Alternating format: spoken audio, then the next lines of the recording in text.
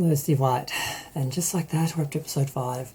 I just watched Just Like That, episode 5. I'm really loving the series. Now, I know a lot of people are complaining, a lot of people are saying it's too woke, it's not, the characters aren't right, the relationships aren't right, they're changing everything. It's not Sex and the City Season 7. And I think people are wanting that. And it's another show, that's why they called it And Just Like That. And it's very different, and I'm liking it. I'm liking that they're dealing with life after Happily Ever After. The main series was trying to find the right man, and in the end Carrie did. And then the first movie was about getting married, and the second movie was about staying committed. And I'm not sure if this would have worked as a third movie, because I don't think they could have explored as much as they needed to about finding yourself and how life changes, and you have to just keep rolling with the punches, basically. Now, this episode, it's called Tragically Hip.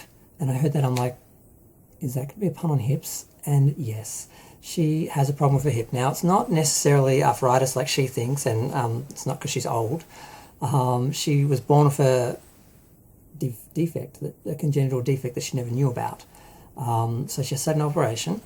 And the nice thing is that Miranda and Charlotte, of course, take care of her. And there's a nice little scene with Anthony.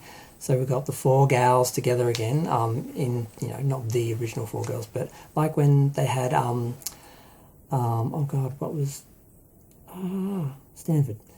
They had Stanford there, and now they've had Anthony. So they're filling that 4th space with other people, and I don't know. I think some of those certain characters, they deserve a bit of this attention. I don't mind Samantha being gone and other characters getting more attention.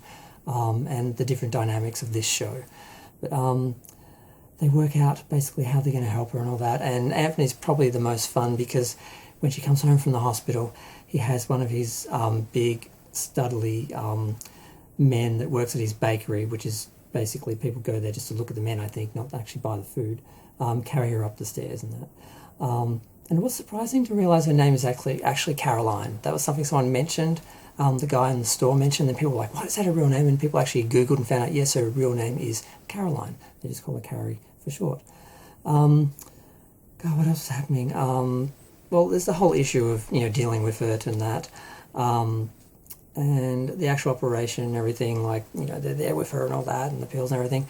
One of the probably most entertaining parts, I thought, was her doing her podcast high on the medication after the operation. She tells the story about Samantha having to help her remove her diaphragm, and then Charlotte's like, should you have mentioned that? Perhaps you should give her a heads up. And she actually does text her, and I have the conversation here. She just says, hi, long story short, I wanted to let you know I mentioned that you pulled out my diaphragm on a podcast. And she says, one of my finest hours. She replies right away. And then she says, of course, I love that your vagina is getting airtime. Carrie said, hope that's okay. And then she replied, of course, I love that your vagina is getting airtime. And then she pauses for a moment. She writes, I miss you. She thinks. And then she posts it. And then she watches the little dots while Samantha's writing something, but then she never sends the message. Now, I don't think she doesn't miss Carrie. I don't think they're not going to be friends again one day, the fictional ones, not the real actresses. But that's Samantha. She wouldn't be able to say it. She can have the funny conversation about the diaphragm and everything and show that she cares and she misses her and she wants to reconnect and talk, but she's not going to say it. So that's okay. We all know Samantha. So, I'm just wondering, what else happened in the episode?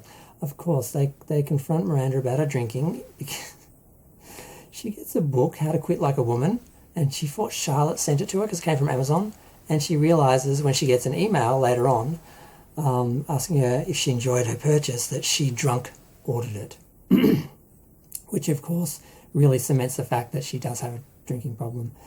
And Carrie does confront her about it, because there is an incident when Miranda's taking care of Carrie in the apartment.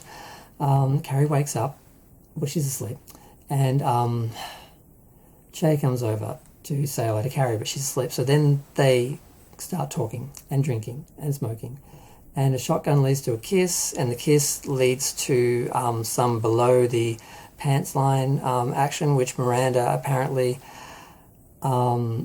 experienced something she's never experienced with a man before. And Carrie wakes up during this, and she needs to pee, but Miranda is too busy being stoned and having one of the most erotic sexual experiences of her life, apparently, from the sounds of it. And Carrie resorts to attempting to pee in a bottle, which she successfully does. But then she spills it when she tries to get back up on the bed. And it's not a nice moment for her, and she's angry, and we're all with her until Miranda starts to explain that she feels trapped in her life. She's not happy. And when I thought about this, a lot of people are saying, oh, they're rewriting this character, they're changing the show. I'm like, did she ever seem happy with a man in the show? I mean, really, she seemed happy with being a mother and having that relationship of being a mother with a father and raising a child. I never felt she was ever happy. She never liked men. She always seemed like a lesbian. And she wasn't happy. I always thought she would come out in the series. And then when Cynthia Nixon came out, I thought, oh, maybe that was just the actress sort of, sometimes the actors, the real people sort of come through in the characters and they sort of show, when you play a character for years, that sort of happens. Some people morph into their character or their character morphs into them.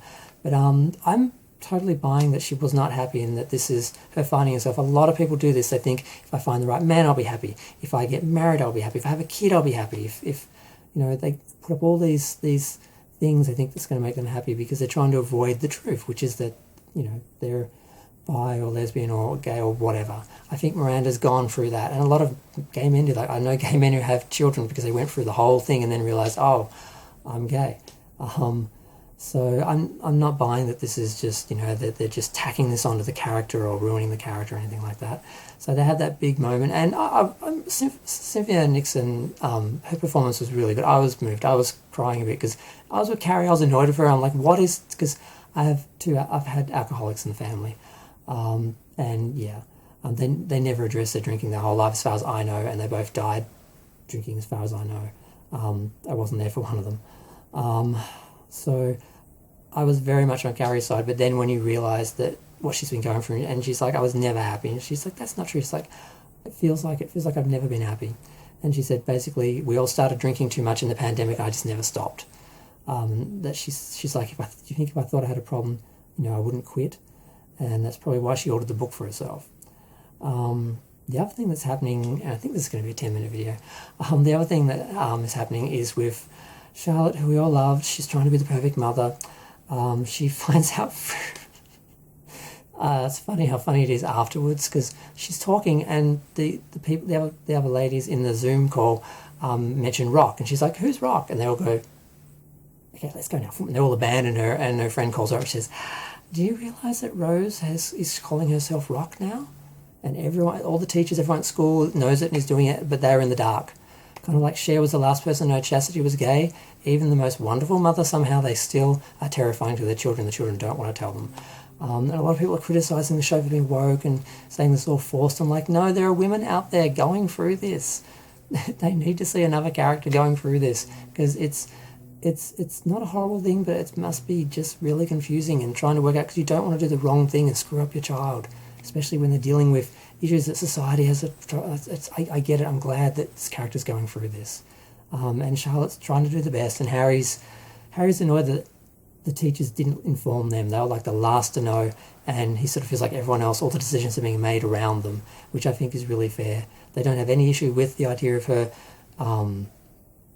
identity issues and dealing with that. Harry's initial thing is, well, isn't she just a child? Isn't this just normal? Why are we treating this so serious? But neither one of them have an issue with the issue, so that's good. And I think that's the episode. I don't think there's anything else. I'm looking through my screenshots. I feel like I've missed a B story somewhere. Oh, of course, Carrie has to go into rehab, and she shows up because her main issue, of course, she gets this really hot physiotherapist, and he's not covered by her Medicare plan or whatever healthcare plan. So she's like, oh, I'm willing to pay out of pocket to see him, because she gets put with someone else for a second appointment. He's really hot. And then they go to the end of the episode. 3 months later, her whole goal was to be back in heels. And basically then you snap to a shot of her heels. She's putting them on. She's walking out looking fabulous. And she's like, and just like that, 3 months later, I was back in heels. And I think that's the episode. And I really enjoyed it. I like that they are exploring older life. I mean, these things happen. I hate these TV shows where no one ever gets sick, no one ever has anything inconvenient. It's all glamorous and perfect and all idealized and what we want to be and what we want to have. This is reality. She had to have a friend. Charlotte had to help her onto the toilet so she could pee. I mean, that's reality.